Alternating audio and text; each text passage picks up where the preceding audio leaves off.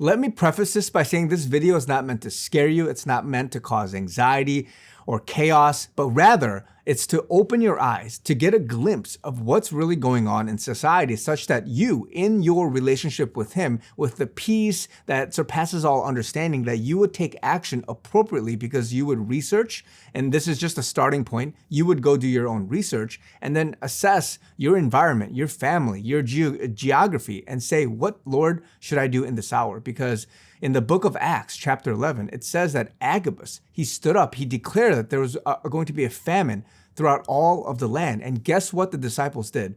They each, according to their own ability, right? They determined to send relief to the people of Judea. And so they didn't sit there, right? They didn't sit there and have this sort of mentality of, oh, you know what?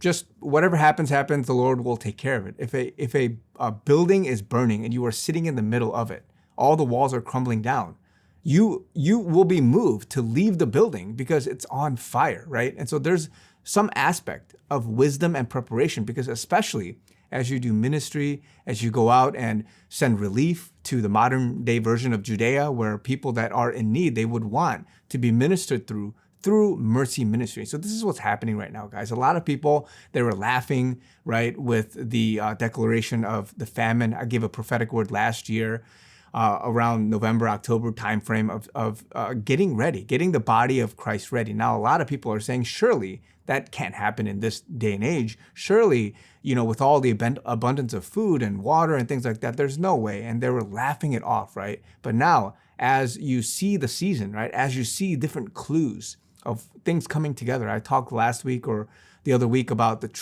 Ohio train derailment and the chemical stuff. So in this video, I'm going to give you guys a little bit more, and I'm going to show you some videos, but get ready, guys. Again, this is not a fear thing, but it's a preparation move, just like in the book of Acts chapter 11, Judea, and with Agabus, guys. So this is not any different. This is not some doomsday thing, by the way. It's not leading to the world's destruction. This is just a temporary time for which you have to be smart about what you have to do in this season. So I'm going to begin with this video. It's a little bit longer, but I'm playing this video in its entirety because it's doing two things. One, as I've been saying before, men and women, the modern day body of Christ, they need to step up. And this is a good example of a man of God in a small town. This is in Indiana, right? Rochdale, Indiana.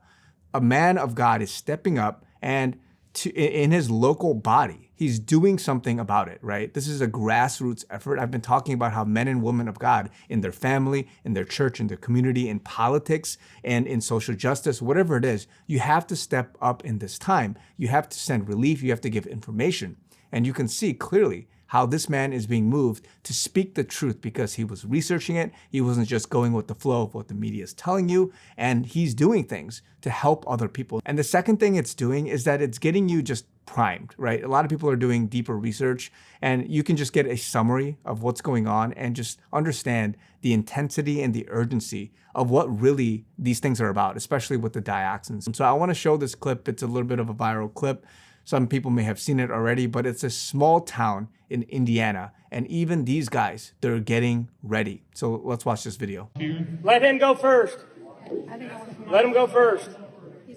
I'm so sorry. I apologize to be rude. Do you mind if I go first? I promise you will not regret it. Go. Let's yeah. go. Get him.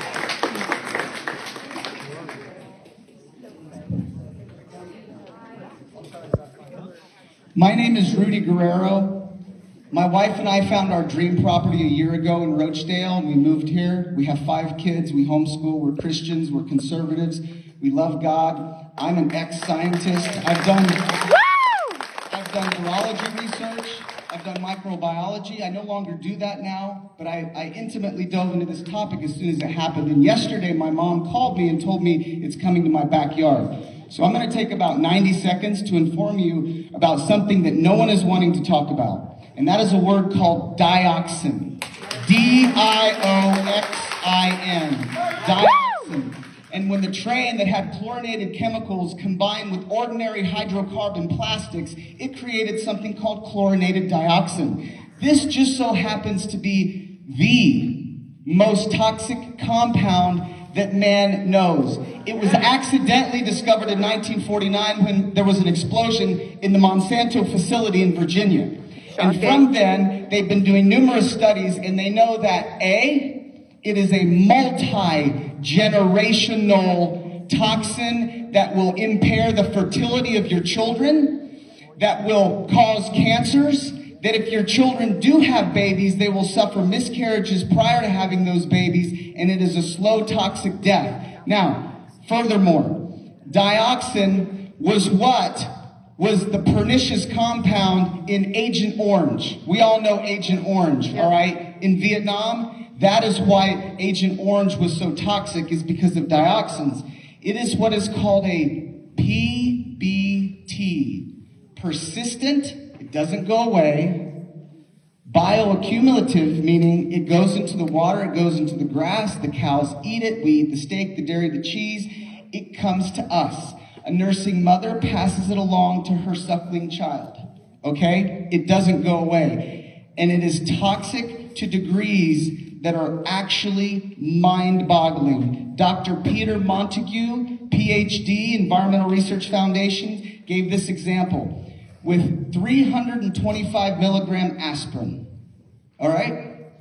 If you divide that amongst 32 million adults, that is a lifetime toxic level, all right? If that's hard to wrap your head around, one tiny grain of salt divided amongst 9,000 adults is lifetime toxic, all right? So the EPA standard is that this is 1 million times more toxic than arsenic, and 100 truckloads of dioxin contaminated soil with about 2,000 tons is on our way, and it will be generational landslide. I'm almost done, halfway there.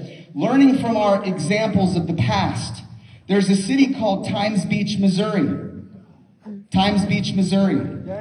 Try to go there now. It doesn't exist because of dioxin contamination, and the city literally had to be leveled and incinerated, all right? Research by Monsanto, Bayer, Dow, BASF has all shown since the 1950s that dioxin is a multi-generational cancer-producing fertility toxin, all right? Now, let's get to action.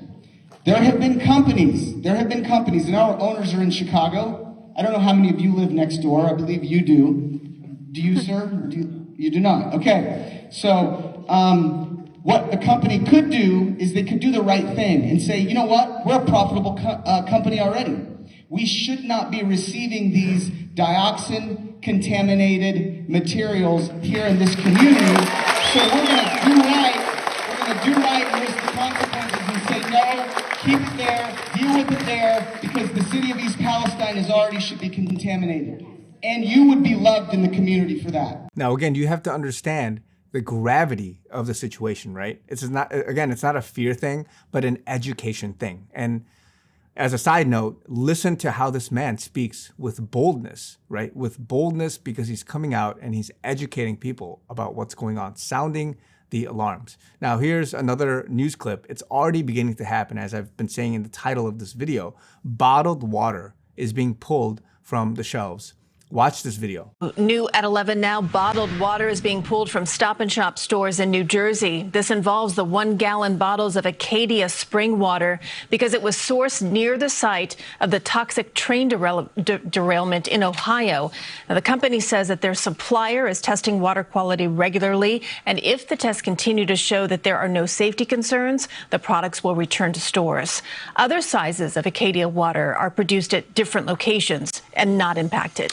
Now, again, this is local news, but it's a clue to other things that are to come. A lot of people have already predicted this in some sense because of the way that the Ohio River Valley, the farmland, and the river system operates. And so as I even say this, I'm going to leave this video in the corner here of how bottled water, where it's coming from, is very critical, right? And so a lot of these bottled water, it comes from wells, it comes from the earth, right? It comes from spring water, mineral water, there's artesian water, and so it's bottled with the environment around that area. And so you have to wonder, right? If this is seeping in, knowing what you know of dioxins now and other things, what is the future going to hold for us, right? So a lot of people are putting these clues together. They're not ignorant. They're not shutting their ears off, closing their eyes, saying, la, la, la, la, la, nothing's going to happen. But rather, you're seeing the downstream implications and the effects, right? And so you have to prepare accordingly. So even for myself, I've gotten a lot of water stored up, like I've mentioned. I have a lot of different things ready to go. And even as the Lord is leading me, extend this period, right? I have up to 6 months of food or a little bit longer, but I'm being pushed to at least a year or more. And so this will, again, not only help me, but my family, my friends, my community. If it happens to be that, oh yeah, it's a lot of food, I can do ministry. I've talked about this last year about the prophetic word I gave about the famine and what to do and what the body of Christ should be doing in this season. Again, the clues are coming in. It's not like famine comes out of nowhere. Like it just happens, right? Whether it's a war, whether it's some supply chain issue, whether it's this kind of a chemical accident that's going to affect the water system and things like that, there's a rational reason for how certain things, famines, destruction happens. It just doesn't happen one night where you wake up and it's just, there's no connection to certain things. So that's why there's a chain effect. And so again, guys, I'm not here to push this fear thing and just fear mongering and all that stuff, but rather go to the Lord in prayer and ask the Lord, what should I do for my family, for my area, for my land? Should I move? Should I hunker down? Should I get ready in some other sense? Whatever that is, especially as this is going to spread across the nation in terms of its repercussions, the feed, right? And there's a lot of people doing the actual studies, like the actual detailed connections of the fertilizer down to the farmland, how it moves the, you saw the well system and the bottled water thing, and all these things. Like they're connecting the stuff together. And so again, guys, this is just a primer. If you want, do your own research, pray about it. But again, get ready because there's a lot of attack that's happening right now. I don't know if this is foreign. I don't know if this is domestic, whatever it is, but there's an attack on this country, on the US. There's an attack on the world. And this is, again, I'm talking at the grassroots level. But again, if we want to talk about the high level stuff, right? The bigger war that's going on, the information war, the bigger sort of distraction and false flag events, things like that. There's a bigger thing, population reduction, all that stuff, guys. We can talk about that too, but I'm just talking about your grassroots level, your day-to-day, how it impacts you as a regular citizen trying to get by with your family and just surviving this time. So get ready, guys. Pray about it. More to come. I'll try to do my due diligence as well. There's a lot of news, guys. There's so much to talk about, but I want to pick and choose to make sure that the body of Christ is ready in this season. So I love you guys. Talk to you guys very soon.